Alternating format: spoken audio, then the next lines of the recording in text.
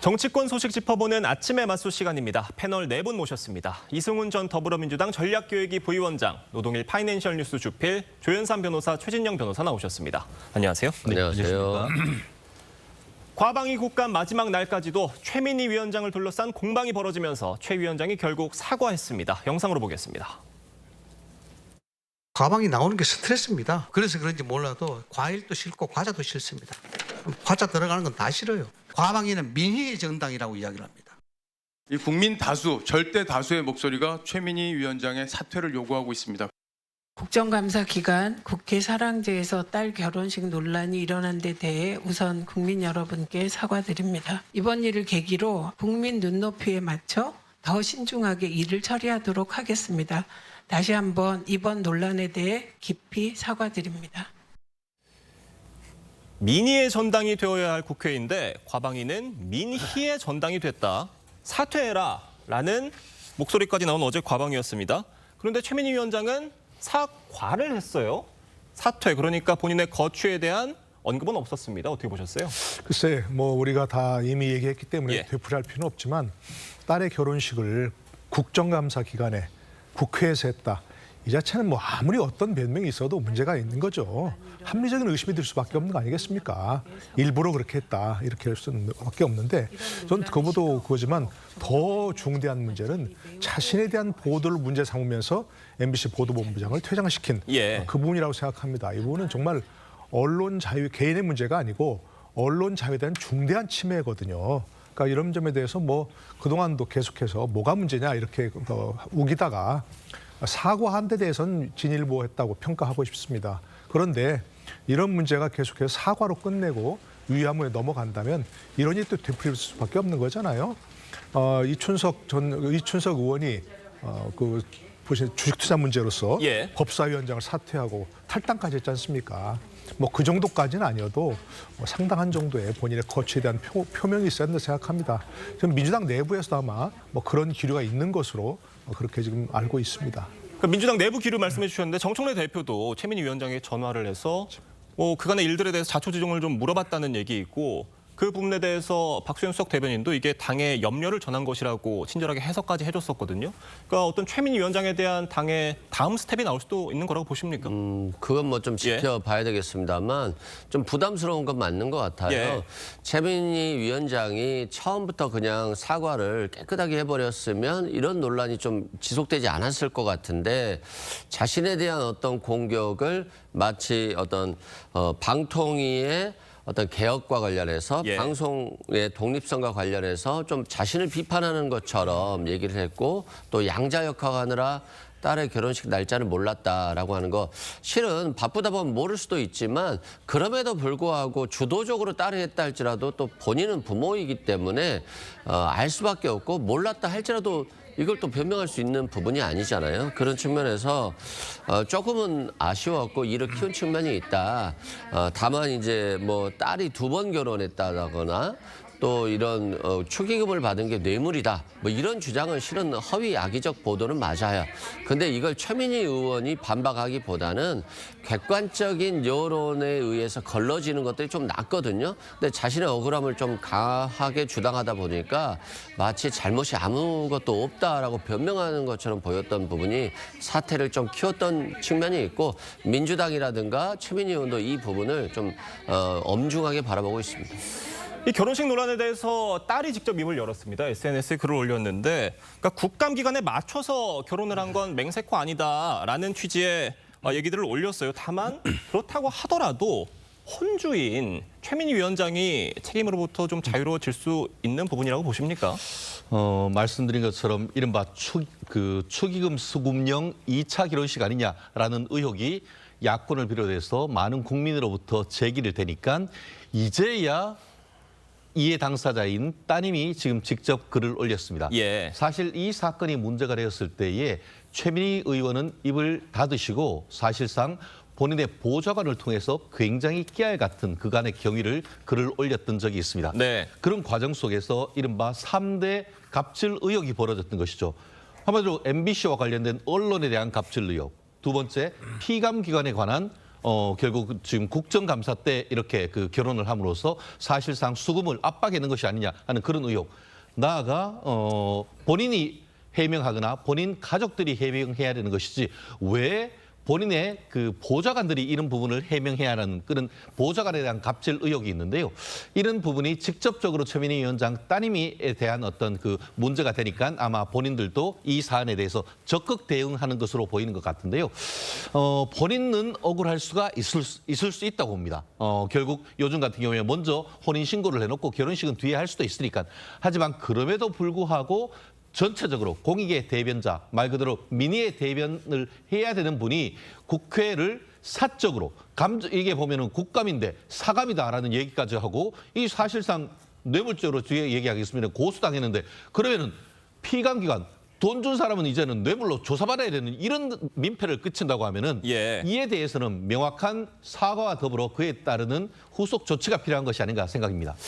자, 국민의힘은 어제 최민희 위원장을 뇌물죄로 경찰에 고발을 했습니다. 자녀 혼사를 명목으로 뇌물을 피감 기관으로부터 받았다는 건데 최 위원장은 돌려줬다고 해명을 했지만 그래도 야당에서는 그래도 뇌물죄가 성립을 한다. 돌려줘도 뇌물이다라고 주장을 했어요. 최민희 위원장이 국감 기간 중에 그 자녀의 혼사를 치르고 그것을 국회 내에서 하면서 피감 기관 직원들이 그 혼사에 참여를 했다.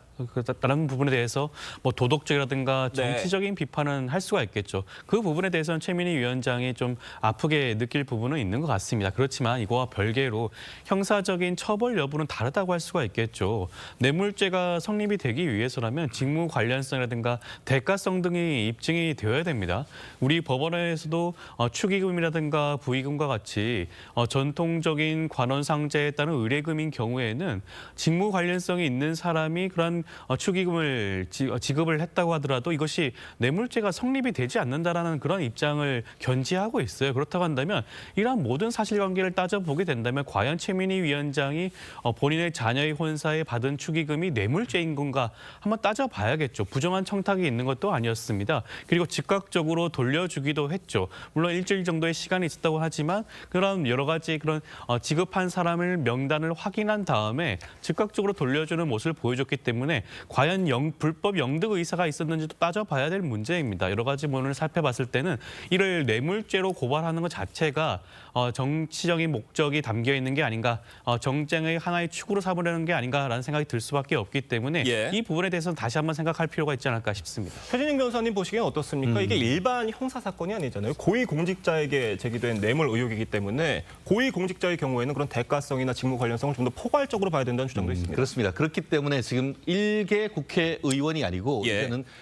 과방위, 이제는 과학, 기술, 방통, 미디어 뭐 어마어마한 권한을 가지고 있습니다. 그렇기 때문에 그 직무 권한이 하나하나의 어떤 그 직무 관련성을 넘어서 포괄적 직무 관련성을 가질 수밖에 없는 것이 그와 같은 말씀하신 것처럼 고위직일 수밖에 없습니다. 사실 대법원 같은 경우에는 저녁에 식사하면서 뭔가를 받았는데 집에 갔더니만 이게 뭐지? 라고 하면서 그날 바로 돌려주지 않고 그 다음 날 반환했던 것 같은 경우에도 불법 영득의 의사가 있다고 해서 뇌물죄로 처벌한 사례가 있습니다. 이것 같은 경우에는 아무리 바쁘다라고 한다고 하더라도 보통 결혼식 끝나고 나면 그 다음 날 바로 확인하지 않습니까? 통상의 경우를 말씀해 주시는 거예요. 통상적인 우리가 생각 아닙니까? 그런데 일주일이 지난 시점에서 이게 사회적으로 문제가 되니까 이제 본인이 직접 한 것도 아니고 보좌관, 왜 따님을 통해 가지고 아유 우리 어머님이 문제가 있으니까 이거 돌려드리겠습니다. 따님이 하면 되는 것이잖아요. 그거를 왜 정리를 해가지고 보좌관한테 해가지고 보내고 사실상 그것은 뭡니까? 공적인 업무로 뭔가 관련성이 있다는 것을 오히려 자백하는 거나 마찬가지란 말이에요. 그렇기 때문에 이 부분에 대해서는 명확한 수사와 조사가 저는 필요하다고 봅니다. 어제 과방위 국감에선 이진숙 전 방통위원장이 증인으로 출석을 했습니다. 최 위원장 측으로부터 딸 결혼식에 화환을 보내라는 요청을 받았다고 증언을 했고 최 위원장은 반박을 했습니다. 두 사람 목소리 들어보겠습니다. 최민희 의원실 보좌관으로부터 연락을 받았다. 그렇게 기억하고 있습니다. 최민희 위원장과 저와의 관계를 아는데 그 의원실에서 저한테 화환을 보내달라고 하는 게 저 개인적으로는 좀 어이가 없었습니다. 그렇지만 또 보복을 받지 않을까라는 차원에서 보내라고 했습니다. 이진숙 씨에게 절대로 연락한 일이 없고요. 저희 직원도 이진숙 씨에게 화환을 보내달라는 요청을 할 수가 없습니다. 이진숙 전 방통위원장은 굉장히 분명하게 최민희 의원실 보좌관으로부터 연락을 받았다라고 얘기를 했는데 최민희 위원장은 절대 그런 일이 없다라고 했다는 거예요. 누가 보냈다는 겁니까? 글쎄요. 이진숙 전 방통위원장이 저렇게 얘기할 때 예. 사실 저게 문제되기 전에 그렇게 얘기했지 않습니까? 국회에서. 그걸 지금 뭐 우리가 다 알지만 최민희 위원장과 또 뭐 개인적으로도 굉장히 안 좋은 사이지 않습니까? 예. 근데 최민희 의원 딸 결혼식을 어떻게 알았겠습니까? 이렇게 직원이 보고하기를 의원 보좌관이 최민희 의원 보좌관이 이렇게 화환을 보내달라고 했다라고 보고를 했다는 거 아니겠습니까? 그러니까 이건 뭐 글쎄 뭐 진실 공방이 될 필요도 없는 것이고 그 방통위 직원은 어제 뭐 나와서는 이름을 얘기하기는 어렵다 이렇게 얘기했는데 그 뭐 만약 수사가 한다거나 어떤 문제가 다른 문제가 있다면 금방 확인할 수 있는 거 아니겠습니까? 예. 최민희 위원장께서 위원장실에서 얘기 간 적이 없다 했는데 그게 아니고 개인 보좌관이라는 얘기입니다. 의원 보좌관. 그리고 방통위 측에서는 뭐 요청한 바가 없다고 이렇게 확인했다 그러는데 방통위에 얘기할 게 아니고 그 보좌관이 옛날 방통위 직원이 이진숙 전 위원장의 보고한 사람이 누군지 뭐 그것만 받으면 되지 않겠습니까? 파악하면 되지 않겠습니까? 어려운 일도 아니죠, 뭐. 그러니까 이진숙 전 위원장은 화환 보내라는 전화를 받았다. 그런데 최민희 위원장 측 전화한 일 없다. 뭐 누가 장난 전화를 했을 것도 아니고요. 어떻게 보십니까? 일단 뭐 예. 최민희 의원이 이진숙 방통위원장에게 화환을 보내라고 하지 않았겠죠. 아주 좋지 않은 사이이기 때문에. 예. 그런데 이것들이 그럼에도 불구하고 화환이 왔다라고 한다면 보좌진이 일괄적으로 요청했을 가능성을 배제할 수는 없어요. 그런데 이걸 또 보좌진의 잘못이라고 할 수는 없잖아요. 최민희 위원장에게 보고를 안 하고 요청을 했다 할지라도 결국에 회사의 사장은 모든 책임을 다 지게 되는 부분이 있어요. 예. 그래서 일괄적으로 사과를 하는 게 맞다 이런 말씀드리고요. 자꾸 그 축의금을 갖다가 뇌물이다라고 하잖아요. 네. 그러면 뭐 이걸 국민의힘 의원들이 주장을 하는데 그러면 국민의힘 의원들도 다 조사받아야 될 거예요. 국회의원들한테 축의금 많이 주는 건 일반 상식 아닙니까? 그런데 이것들이 뭐 국감기관에는 피감기관이 주고 국감기관이 아니면 피감기관 직원들이 안 주겠습니까? 평소에도 다 줍니다. 그래서 만약에 이걸 뇌물죄이고 안 돌려줘서 뇌물이다라고 한다면 국회의원들 대다수를 교체할 수 있을 거예요. 그만큼 그 비판의 수준도 어떤 기준이 있는 겁니다. 또 축의금을 무조건 뇌물이라고 하고 자신이 받은 것은 정당하게 받은 돈이라고 하는 것 자체가 결국에 너무 과하면 또 이게 국민의힘에 돌아가는 것이기 때문에 적정한 선을 좀 유지하는 게 맞지 않나 싶습니다. 알겠습니다. 피감기관이 국감이 아닌 기간에도 돈을 다 준다라는 표현에 대해서는 다소 좀 단정적인 표현이라는 점만 저희가 짚어가겠습니다. 자, 다음 소식 짚어보겠습니다. 법사위 국정감사 마지막 날까지 여야의 내탓 공방이 이어졌습니다. 여야 의원들 사이에 도를 넘는 막말과 고성이 오갔는데 영상으로 보겠습니다. NGO 국감 모니터단이 선정한 최악의 국감 F학점으로 선정이 됐습니다. 그 핵심 인물 투톱의 위원장에 우리 추미애 위원장께서 선정되셨습니다. 우리 법사위원장의 의사 진행을 방해하고 고함을 지르고 지속적으로 국감을 방해한 것은 국민의 힘이었다. 이렇게. 타당한 사람들 여기. 법할때 말씀해줘. 자.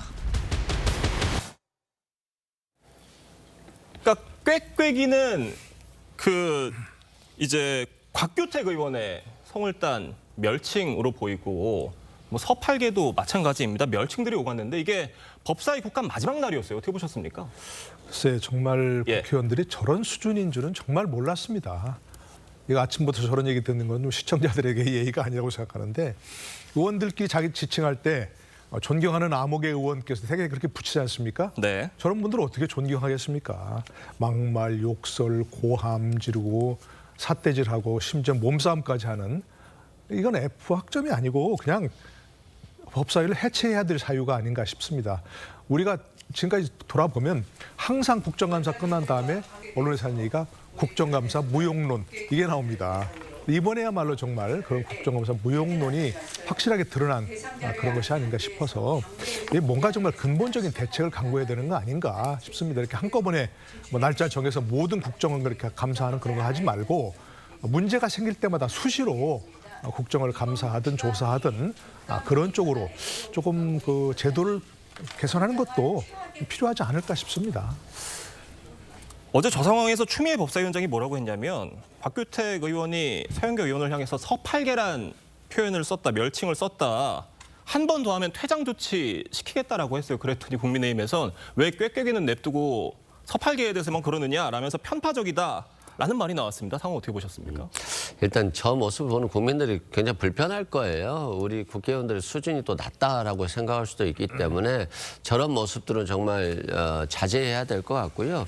또 이 국회가 소란스러우면 이게 또 어떻게 보면 정부 여당의 책임으로 돌아갈 수 있는 부분이 있어요. 예. 그리고 지금 법사위 같은 경우는 사법개혁을 굉장히 중요시하고 있고 그리고 헌법 소원과 관련해서도 법원의 재판을 참여시키느냐 마냐 뭐 이런 굉장히 사법개혁과 관련한 중대한 논의들을 하고 있는 상황에서 꾀꾀기 뭐 이런 서팔계 이런 얘기들이 주도가 돼버리면 마치 사법개혁은 없고 서로 간에 인신 모욕하는 부분에 대해서만 관심이 집중되고 언론도 거기에 관심을 갖고 국민들 입장에서 보면 뭐 하는 거지라고 하는 것이 나와서 결국 사법개혁이 사라져버릴 수도 있기 때문에 더욱더 정부 여당이 신중할 필요가 있다라고 말씀드립니다. 알겠습니다. 저희가 국감 소식 자세히 짚어봤고요.